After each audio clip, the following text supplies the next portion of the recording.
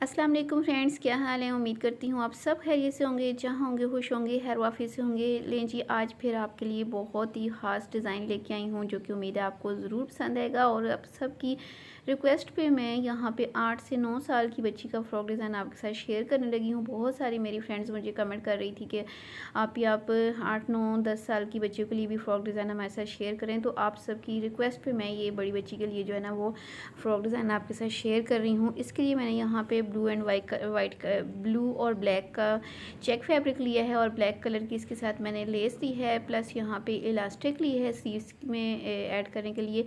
और वीडियो ज़्यादा लंबी ना हो तो इसलिए मैंने यहाँ पे गले वगैरह की कटिंग कर ली है। और ये फ्रंट साइड पे जो मैंने कट लगाना है वो भी मैंने अलग से पेस्टिंग वगैरह सारा कर लिया है। इसके अलावा मैंने जो फ़्रॉक की मेजरमेंट के हिसाब से ना जो पीसेस कट वगैरह करने थे ना, लंबाइयाँ चौड़ाइयाँ वगैरह, वो सारे मैंने कटिंग यहाँ पे कर लिए हैं, ताकि वीडियो जो है ना वो बहुत ज़्यादा लंबी ना हो।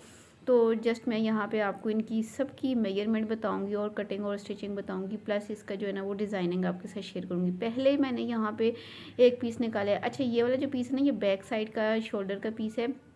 जितना आपका शोल्डर होगा ना, उतनी आपने इसकी चौड़ाई लेनी होगी। मेरा शोल्डर जो है वो 6 इंचज़ था, तो मैंने हाफ़ इंचज़ एक्स्ट्रा लेते हुए 6.5 इंचज़ यहाँ पे इसकी चौड़ाई ली है।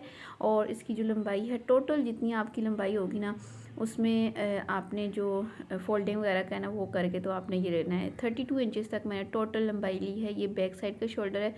और फ्रंट साइड के जो पीस लिया है ना, इसकी सेम चौड़ाई रखी है जो मैंने बैक की रखी है, लेकिन इसकी जो लंबाई है ना वो मैं पेटी के हिसाब से रखूँगी। जितनी भी आपकी बच्ची की पेटी का साइज़ होगा ना, उतनी लंबाई का ये वाला पीस आपने लेना है। और ये जो पीस है ना, ये फ्रंट साइड का पीस है। ठीक है, यहाँ तक उम्मीद है आपको समझ आ गई होगी। अब जहाँ यहाँ पे जैसे कि मैंने आपको बताया कि शोल्डर जो है वो मेरा 6 इंचज़ है, तो मैं जस्ट यहाँ पे निशान लगा रही हूँ। अभी जो है ना वो मैं ये जो हाफ़ इंच एक्स्ट्रा नज़र आ रहा है ना, ये मैं कटिंग नहीं करूँगी। शोल्डर के बाद जो आर्म होल है वो भी हमारा 6 इंचज़ होगा, तो 6 का हाफ़ जो है वो मैं 3 इंचज़ पे यहाँ पे मार्क लगा रही हूँ। ठीक है, तो इसको यहाँ पे मैं इसके साथ मिला देती हूँ। अच्छा, अब ये निशान लगने के बाद जो पेटी का साइज़ है ना, मेरा तो 12 इंचज़ मैंने पेटी का लिया हुआ है। अगर आप फ्रंट और बैक की सेम पीसेस रख रहे हैं तो फिर आप यहाँ पे निशान लगा लीजिएगा। मैंने 12 इंचज़ पे लंबाई का निशान लगाया है। और फोल्डेड साइड से चौड़ाई जो है वो मैंने 3.5 इंचज़ यानी 3.5 इंच का निशान लगाया है। और अब ये ऊपर वाला निशान जो है, इस नीचे वाले निशान के साथ ऐसे मैंने कर्व शेप में ना मिला देना है। जैसे हम प्रिंसेस कट करते हैं ना, वैसे हम इसकी शेप बनाएंगे। अब नीचे हमने इसका जो कॉर्नर है ना, इस जगह को मैंने कॉर्नर के साथ ऐसे मिला लेना है। अच्छा, यहाँ पे ये जो सेंटर वाला पीस है ना, मैं आपको बताती चलूँ, आप इसकी चौड़ाई, अगर आप अपनी बच्ची का जो घेर है ना काफ़ी खुला रखना चाह रही हैं ना, तो इसका नीचे से जो है ना वो आप इसको ज़्यादा चौड़ाई में भी ले सकती हैं। अदरवाइज़ अगर आप सेम ही, जैसे मैं कटिंग वगैरह मेजरमेंट कर रही हूँ ना, आप सेम मेजरमेंट के हिसाब से भी बच्ची का बनाएंगे ना, तो इंशाल्लाह आपको ज़रूर पसंद भी आएगा। और अब जितनी मैंने मेजरमेंट की हुई ना, पहले मैं इसके ऊपर से इसकी कटिंग कंप्लीट करती हूँ, और फिर बाकी के जो स्टेप है ना वो आपको साथ साथ बताती हूँ। अच्छा, यहाँ पे करने के बाद अब जो फ्रंट साइड का नीचे वाला हिस्सा है ना, जो बैक के बराबर नहीं है, वो है 20.5 इंच। ठीक है, यानी 20.5 इंचज़ लंबाई के हिसाब से ये देखें, 20.5 इंच की लंबाई का एक पीस लिया। और चौड़ाई जो है इसकी 7.5 इंच है, यानी ओपन करने से ये 15 इंच की चौड़ाई का एक पीस है, जो कि मैंने यहाँ पे रख के फ्रंट साइड की जो पेटी है ना उसके नीचे लगाना होगा। ठीक है, अच्छा, इस साइड से इसकी हल्की सी मैं ऐसे इसकी ना 1 इंच तक जो है ना वो हल्की सी ऐसे शेप दूंगी तिरछे में कटिंग करके। ज़्यादा गहरी हमने कटिंग नहीं करनी, जस्ट हमने हल्की सी इसकी शेप बनानी है। ये देखिए, कुछ इस तरीके से यहाँ पे ये वाला पीस हमने लगाना होगा। हाफ़ इंच ऊपर इसके हम बढ़ा के रखेंगे, जो कि सिलाई के अंदर आएगा। अच्छा, अब इसके आगे वाले जो पीसेज हैं उनकी कटिंग करने के लिए मैंने यहाँ पे 2 पीसेज लिए हैं। ठीक है, अगर आपके पास पीस कम होना तो एक नया तरीका आपके साथ शेयर करने लगी हूँ, उम्मीद है आपको पसंद आएगा। ये वाला जो पीस है ये 30 इंच की लंबाई है इन दोनों पीसेस की, और चौड़ाई जो है वो यहाँ पे 16 इंच है। अगर मैं इनको फोल्ड करती हूँ तो 8 इंच की चौड़ाई आती है, वो बहुत ही कम होगी, और घेर जो है ना वो हमारा बहुत कम होगा। तो इसके लिए हम, जैसे हम अपनी कलियों वाली शलवार की कटिंग करते हैं ना, एक साइड से भी निशान लगाया और दूसरी साइड से भी ऑपोजिट निशान लगा के कलियों की शेप निकालते हैं, वैसे यहाँ पे मैं 5 इंचज़ पे एक साइड पे भी निशान लगाऊंगी, और इसकी ऑपोजिट साइड पे भी 5 इंचज़ पे निशान लगाऊंगी। अब इन दोनों निशानों को जब मैं आपस में मिलाऊंगी ना, तो एक कली की शेप आएगी। ठीक है, और ये जो 5 इंचज़ मैंने लिए हैं ना, ये मैंने अपनी बच्ची की जो चेस्ट है ना वो कंप्लीट करने के लिए लिया है। ठीक है, आप ये वाला जो साइज़ है ना वो आप अपनी बच्ची के साइज़ के हिसाब से करिएगा। अगर आपकी बच्ची का सेम यही साइज़ है जो मैं बना रही हूँ तो फिर आपने सेम ही मेजरमेंट भी रखनी है। अब जो मैंने मार्किंग की है इसके ऊपर से मैं कटिंग करूँगी तो ये जो 2 पीसेज है ना तो ये मेरे पास 4 पीसेज आ जाएंगे और इसका जो घेर है ना वो घेर वाली जो साइड है ना थोड़ी खुली हो जाएगी। तो अब इसके ऊपर से पहले मैं इसको कटिंग करती हूँ और इन दोनों की जो खुली साइड और जो तंग साइड है ना दोनों की आपस में ऐसे बराबर करके चारों को ऊपर नीचे सेट करके बिछा लूँगी। तो ये चारों जो कलियां हैं हमने साइड पे लगानी है। तो मैंने यहाँ पे सिर्फ बैक साइड का पीस लेना है और जो हमने ऊपर इसकी कर्व शेप बनाई हुई है ना इन कलियों के ऊपर हमने इस कर्व शेप को जस्ट हमने जहाँ पे ये लगना है ना वहाँ पे इसको शेप को हम ड्रॉ करके कटिंग करेंगे। तो नीचे से हमने वैसे भी इसको सीधा करना है, नीचे से नहीं, जस्ट हम यहाँ तक इसको ना शेप देंगे जहाँ तक इसकी कर्व शेप आ रही है वहाँ तक हमने इसकी शेप बनाई है। अच्छा, ये जो शेप मैंने बनाई है अब इसके ऊपर से मैंने कटिंग नहीं करना, इसके बाहर से मैंने ½ इंच तक कपड़ा जो है ना वो छोड़ के कटिंग करनी है। तो उसके लिए मैंने एक और लाइन लगा ली है इसके बराबर में। तो ये बाहर वाली लाइन के ऊपर से मैं इसकी कटिंग करूँगी। तो ये चारों जो कलियां हैं ना ये कटिंग हो गई हैं इस शेप में। तो ये कुछ इस तरीके से ऐसे हम इनको ऊपर नीचे रख के ना स्टिच करेंगे। तो ये देखें घेर जो है वो भी काफ़ी खुला हो जाएगा।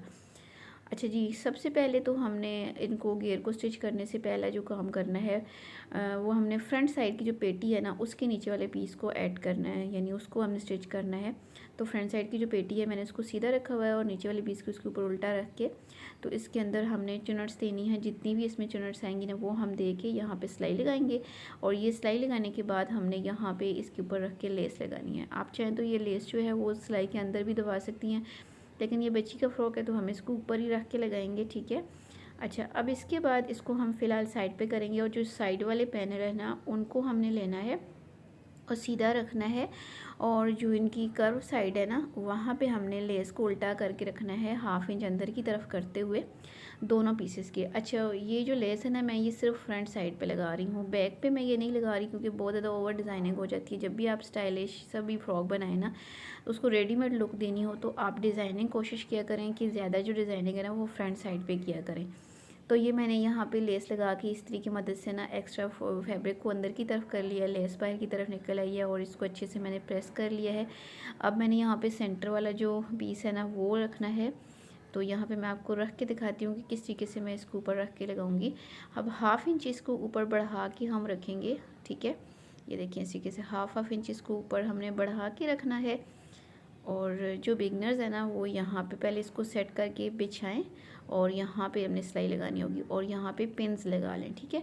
आप पिन्स लगा लें या फैब्रिक ग्लू का इस्तेमाल कर लें। यहाँ पे आप इसके ऊपर ना फैब्रिक ग्लू लगा लें ताकि जब आप मशीन के ऊपर जाएं तो ये आपका जो है ना वो सेटिंग अच्छे से बराबर रहे। दोनों के किनारों पर हम सिलाई लगाएंगे और यहाँ पे देखें दोनों किनारों पे मैंने सिलाई लगा के इसको फोल्ड कर लिया है, प्रेस कर लिया है। और अब हम इसको फोल्ड करेंगे, 2 फोल्ड करके बिछाएंगे ताकि हम इसकी प्रॉपर जो है ना वो मेजरमेंट कर सकें इस तरीके से।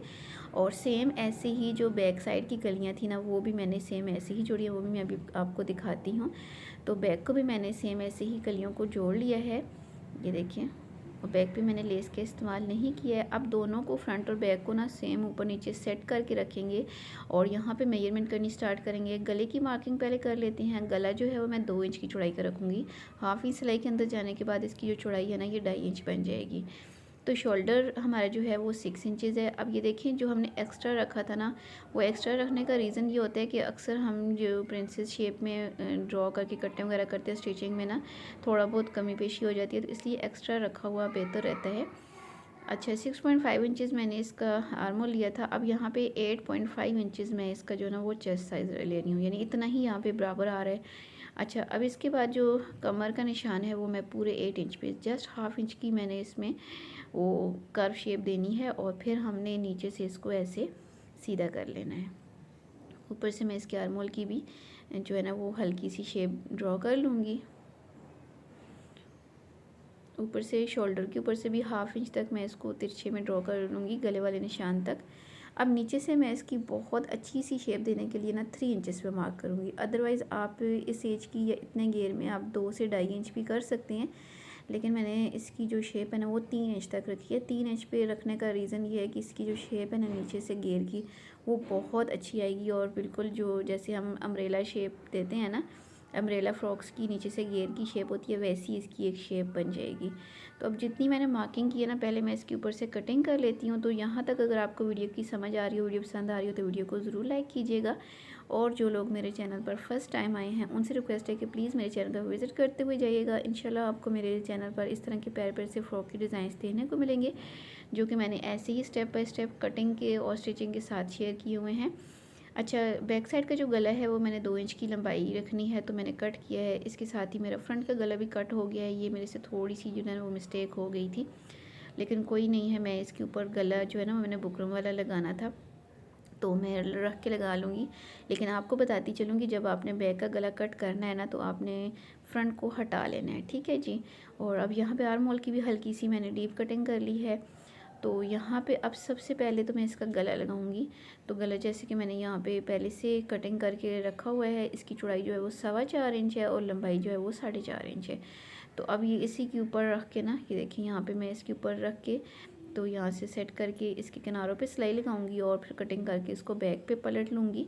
और यहाँ पे गले को बैक पे मैंने पलटा है, लेकिन अभी इसकी मैंने तुरपाई नहीं की है, वो मैं बाद में करूँगी। प्रेस मैंने जस्ट इसको किया है। अब ये जो मैंने एक और ये बुकरम का पीस जो है ना वो सेंटर में से कट करके यहाँ पे रखा हुआ है फोल्डिंग करके, इसको यहाँ पे मैं रखूँगी, हाफ इंच ऊपर की तरफ बढ़ा के रखूँगी, ठीक है। और बिल्कुल सेंटर में रख के इसको, तो यहाँ पे इस बुकरम के बिल्कुल साथ साथ मैं सिलाइयाँ लगा लूँगी। सिलाइयाँ लगाने के बाद सेंटर में मैं इसको कट कर लूँगी। ये बहुत आसान तरीका होता है सेंटर में से कट लगाने का और बटन टेक बनाने का।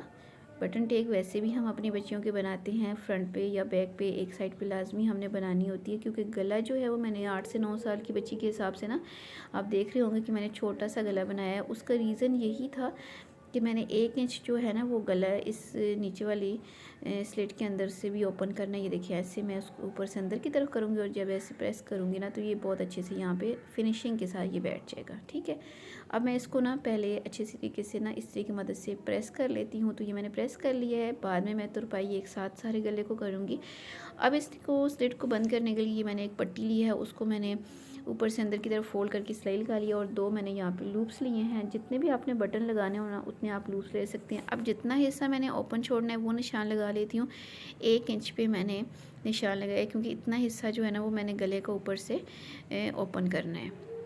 बाकी इसके नीचे जो है वो मैंने यहाँ पे स्लिट रखनी है इसे 1 इंच से नीचे, ठीक है। स्लिट को सेट करके रखेंगे, और साथ साथ मैंने जो मेरी जो है ना वो लूप्स हैं वो भी मैंने बना के यहाँ पे रखने हैं, थोड़े थोड़े से फासले पे। इससे नीचे वाले हिस्से पे ही मैंने ये रखने हैं। अच्छा, इस स्लिट की मैंने लंबाई आपको मेजरमेंट करके नहीं बताई है, तो इसकी जो लंबाई मैंने रखी है ये मैंने 4.5 इंच रखी थी। 1 इंच जो है वो ऊपर चला गया है हमारी जो है ना ओपन साइड पे, और बाकी पीछे जो है वो 3.5 इंच बचा है। तो 3.5 इंच के मैंने ऐसे डिवाइड करके ये 2 लूप्स रख लिए हैं, ठीक है। 1.25 इंच के फासले पे ये दोनों लूप्स जो है मैंने रख लिए हैं। तो यहाँ पे मैं सिलाई लगाऊंगी पूरी, और फिर जो दूसरी साइड होगी ना उसकी जो सिलाई होगी मैं नीचे से जस्ट इस लूप तक लेके आऊँगी।